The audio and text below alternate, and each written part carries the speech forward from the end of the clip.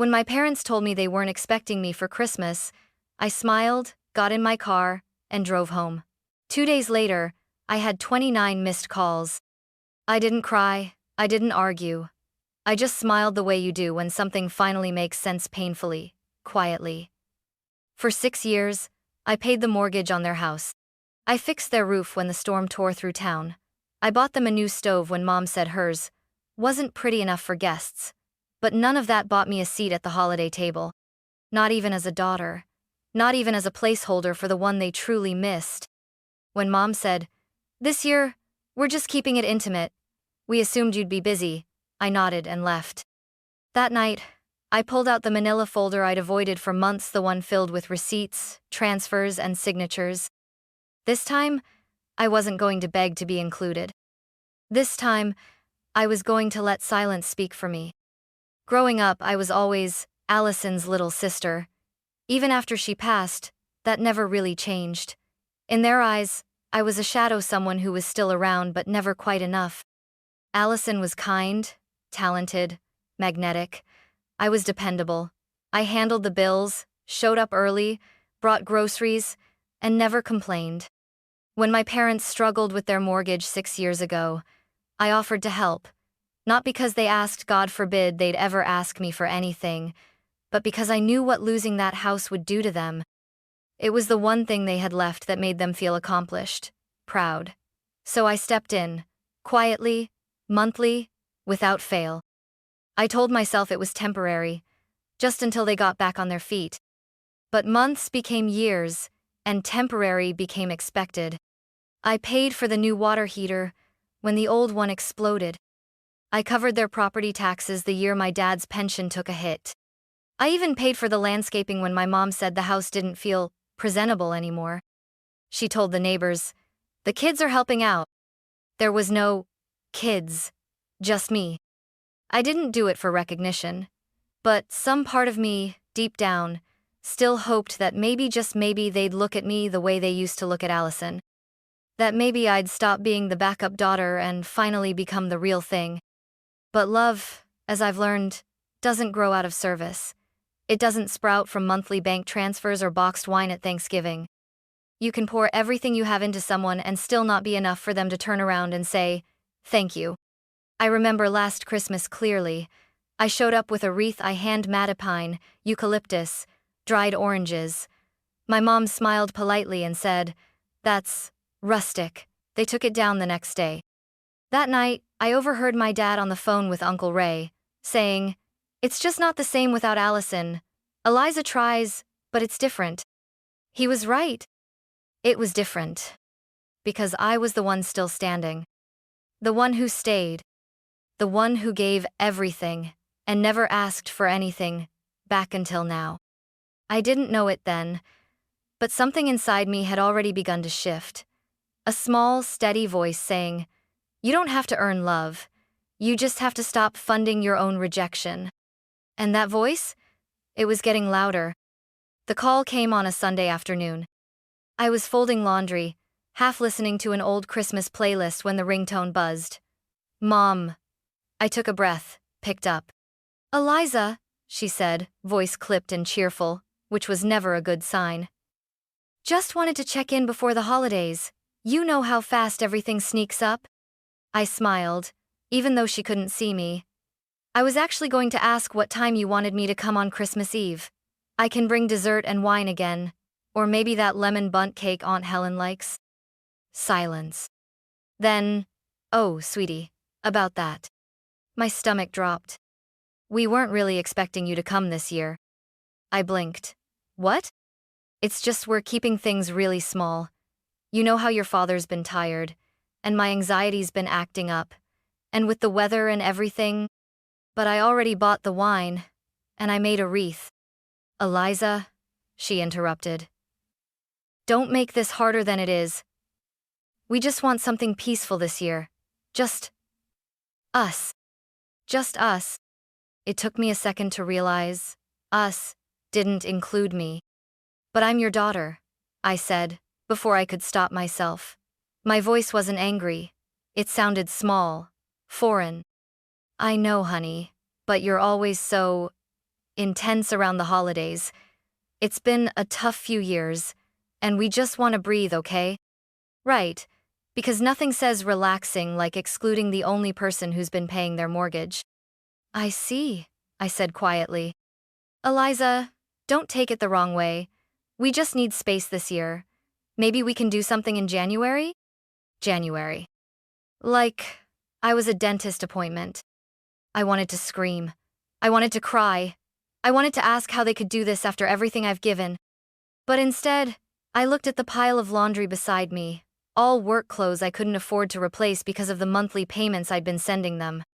I swallowed my pride and said, "Sure, that makes sense." Mom exhaled, relieved. "I knew you'd understand. You're always so mature about these things." Yeah, mature. I hung up and stared at the phone. Then I walked over to my filing cabinet, opened the bottom drawer, and pulled out the folder marked, House, Mom, Dad. It was thicker than I remembered. Inside, 6 years of mortgage receipts, utility bills I'd covered, emails confirming furniture purchases, the 5-0 check I sent when their roof caved in during that snowstorm.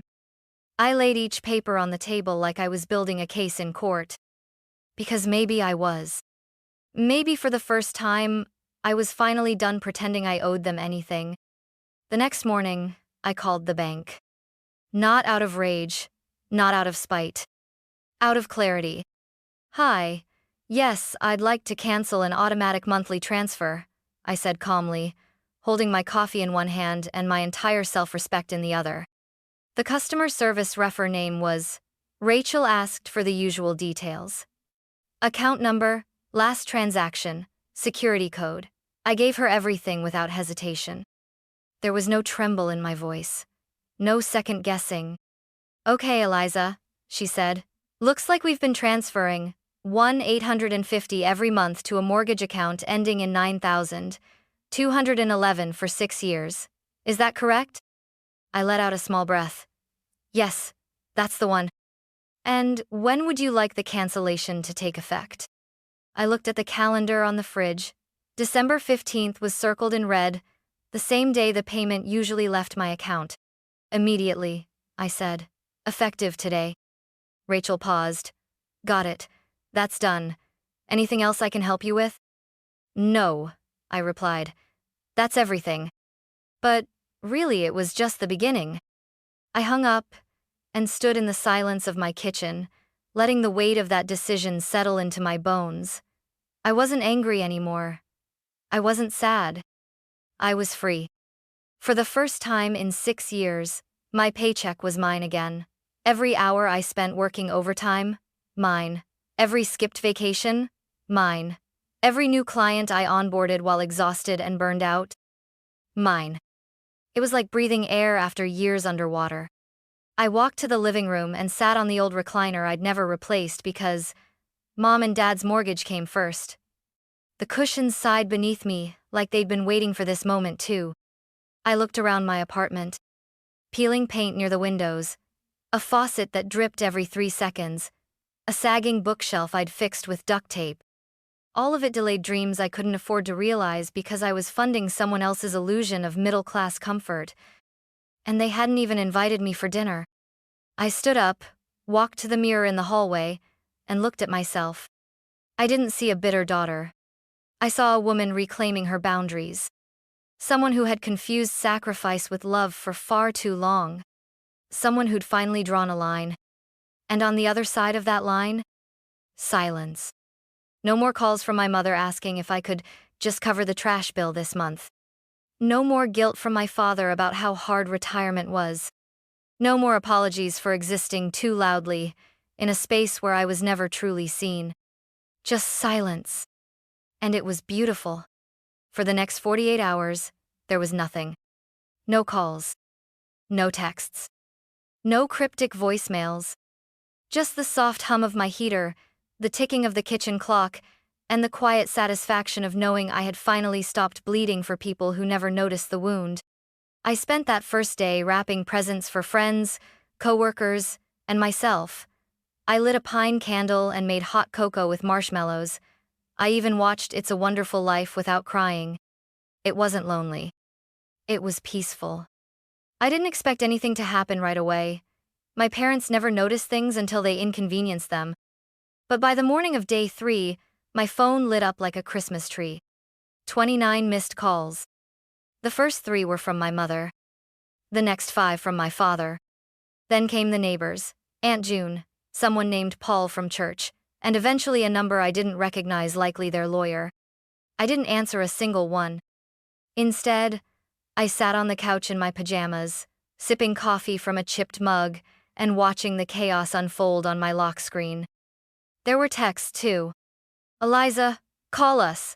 There's something wrong with the bank. What happened to the mortgage payment? If this is a mistake, please fix it. We're late on the house. Don't do this right before Christmas. It's cruel. Your father is stressed enough already. Please don't add to it. Be the bigger person. Be the bigger person. That one made me laugh out loud. For 6 years, I'd been the bigger person. I'd been the silent one, the reliable one, the invisible backbone holding everything together while they smiled for holiday cards and forgot to mention my name.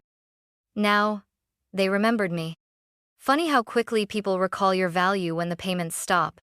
At 10:41 a.m., my voicemail pinged. It was my mother's voice, tight with manufactured calm.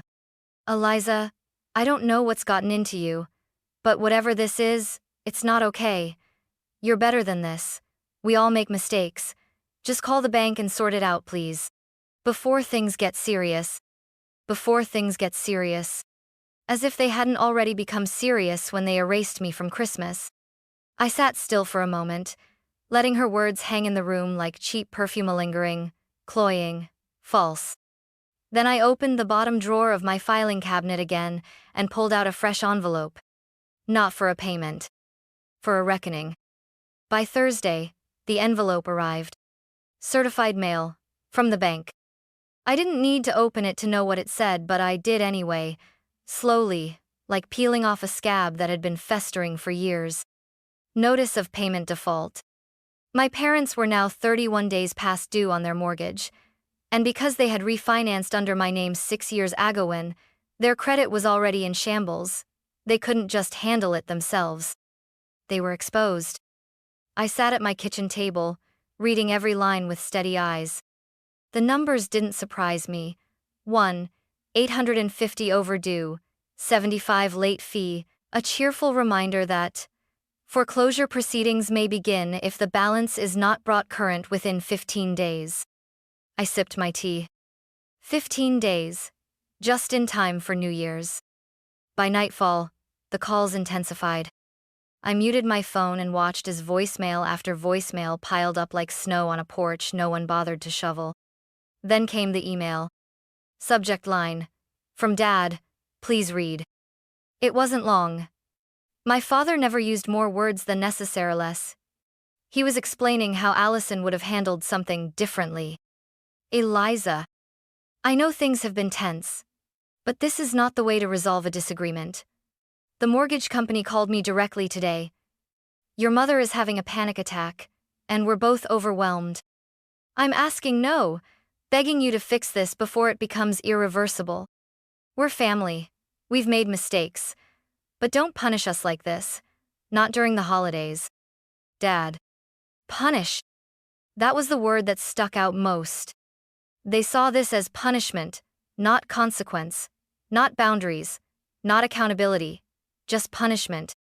Because to people like them, love only flows in one direction, uphill, toward them. Everything else is betrayal. I didn't reply. Instead, I opened the folder I'd been building over the last 3 days. A thick manila one labeled Records, 6 years. Inside? 72 payment confirmations.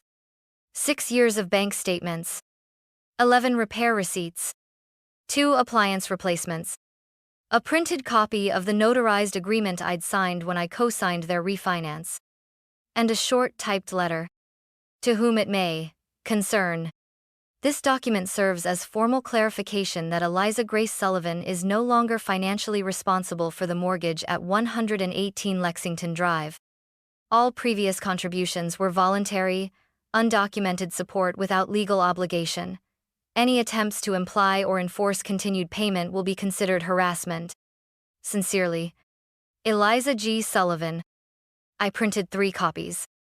One for the bank, one for my parents, and one for their pastor. Because if they were going to drag my name into prayer groups and pity parties, I wanted at least one person in their circle to see the truth in black and white.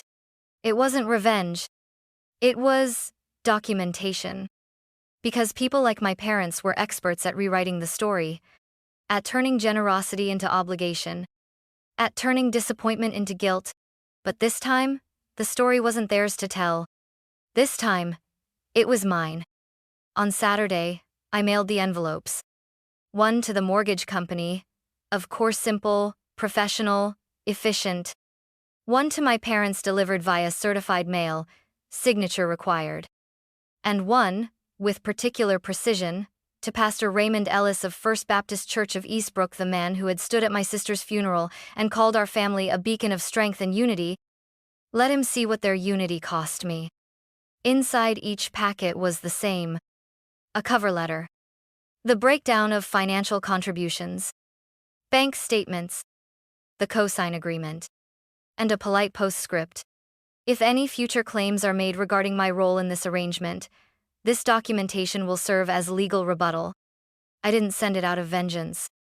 I sent it because people like my parents don't break when you whisper. They only break when the room gets loud enough. That evening, I went to a small gathering at my friend Ava's house. She greeted me with a hug and a mug of cider. "You look lighter," she said. "I finally stopped funding my own rejection," I replied. She blinked. "Eliza, that might be the best thing I've ever heard." We laughed. It felt foreign, like stretching a part of myself I'd forgotten was still there. Halfway through the night, my phone buzzed. "Mom, again." I silenced it. Then another buzz. This time from a different number, an old family friend. Then Aunt June. "Why did you send Raymond that letter? Is it true you paid their mortgage for 6 years? They said you abandoned them. That you were always dramatic." I didn't respond. They could draw their own conclusions now. I was done drawing explanations in the sand only for the tide of guilt to wash them away. By Sunday, the calls slowed. I imagined the dinner table at Lexington Drive quieter than usual. Maybe my mother crying. Maybe my father furious, red-faced, pacing the kitchen.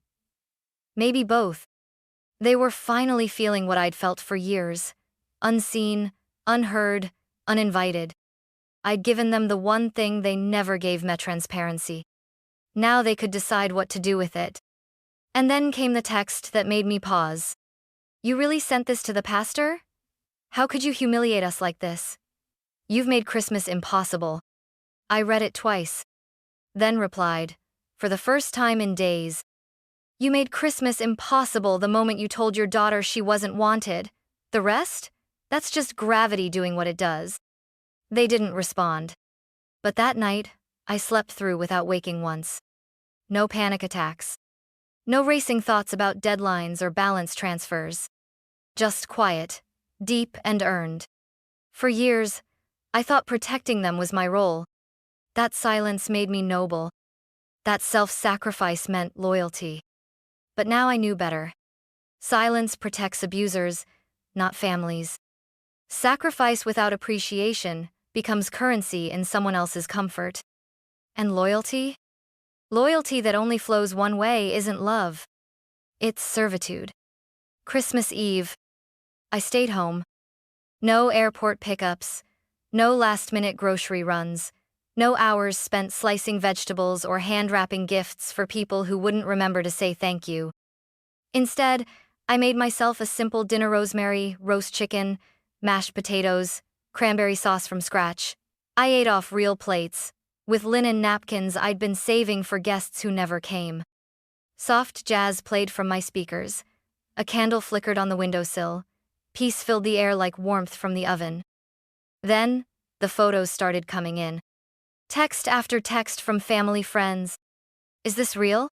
I thought you didn't come this year? Wait, you paid for their house? Someone at the party, someone invited to the very table I wasn't welcome, Athad shared the letter. I imagined the scene. My parents, trying to laugh their way through it. My mother smiling too tightly. My father muttering something about misunderstandings and mental health.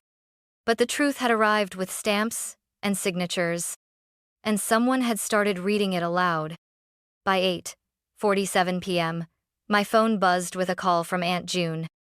She never called. Eliza, she said, low and unsteady. What they did to you. I had no idea. I didn't answer right away. She continued. We were all sitting around the table when Bethany opened that envelope, and God, it was like watching someone throw a match into dry grass. The whole room went up. Still, I said nothing. I just want you to know, she whispered. People are talking, but more than that, they're starting to see. That night, I let myself cry.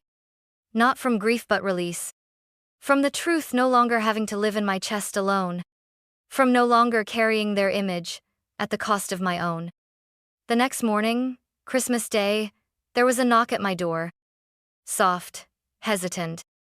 I opened it to find my mother, standing there in a coat far too thin for the December wind. Her lipstick was smeared. Her hair hadn't been brushed. Eliza, she said, we need to talk. I stepped aside, not as a gesture of welcome but to see what she would do with the space. She entered slowly, like a guest in a stranger's home. The moment she saw the neatly set dining table, empty chairs, one opposite mine, her lips trembled. Is this where you had dinner? She asked. I nodded. Alone. She winced. You could have come to the house. No, I said simply. I wasn't invited. Remember? Eliza, we didn't mean it like that. Yes, I replied. You did. And for the first time, I believed you. Her eyes filled with tears. We were overwhelmed. We didn't know how to include you without making it to feel forced. Ever since Allison. I raised a hand. Don't use her like that. My voice wasn't loud, but it cut through the room. She died, I stayed. And somehow, I was still the one who didn't belong. My mother's shoulders sagged. You made sure everyone knew I wasn't coming, that I wasn't needed, and now the truth has finally caught up with you, and you don't like how it looks in daylight. She started to cry. I'm sorry, she whispered. I'm sorry for everything. For the mortgage, the dinners, the way we made you feel like an afterthought. I stayed still. Let the silence hang. I brought something, she said, fumbling in her bag. It was the wreath. The one I'd made last year, the one she'd called rustic and taken down the next day. Now, it looked brittle, dusty, faded. Like a too-late apology in green and red. I found it in the attic, she said. I thought maybe. I stepped forward, gently took the wreath from her hands, and placed it on the table. Then I looked her in the eyes. I accept your apology, I said. But that doesn't mean we go back. She nodded, lips trembling. Then what does it mean? It means next year, if you want me there, you ask. You don't assume, you don't manage me like an embarrassment. You include me because you see me, not out of guilt, not out of shame. But because you finally want to. She nodded again. Then she did something I hadn't seen in years. She sat at the table across from me. And said, I'm here. 3 months later, the first daffodils pushed through the frost outside my apartment window. Spring in Eastbrook always came late, but this year, it felt right on time. I'd just finished repainting my kitchen cabinets, a soft sage green, something I'd always wanted to do but never felt like I could justify. I used to say things like, I'll do that after the next mortgage payment, or maybe next year, if Mom and Dad don't need help again. But now, every dollar I spent felt like a brick in the foundation of my own life. I'd opened a savings account. I took a pottery class on Tuesday nights. I started buying fresh flowers just because they made me smile. And on Sundays, I spent them with Roseth neighbor upstairs and her twin daughters. They called me Miss E, and last week they gave me a handmade card that read, "Thank you for always showing up." I cried when I got home. Not because it hurt, But because it didn't. As for my parents, they're figuring things out. The bank gave them a short-term extension, and they've started managing their own payments again. We text, occasionally, mostly neutral, sometimes warm, but I don't ask to be included anymore. And I don't beg to be seen. If they invite me next Christmas, I'll decide based on how I feel, not how guilty they sound. Because here's the truth I learned far too late. Being family doesn't entitle anyone to your loyalty. Love that must be earned through silence, sacrifice, and shrinking yourself isn't love. It's debt. And I've paid enough. That night, as the sun dipped behind the trees, I lit a candle in my living room and sat at the table I'd once set for one. This time, it wasn't lonely. It was mine. And for the first time in years, I knew. I hadn't canceled Christmas. I'd just finally chosen to keep it for myself.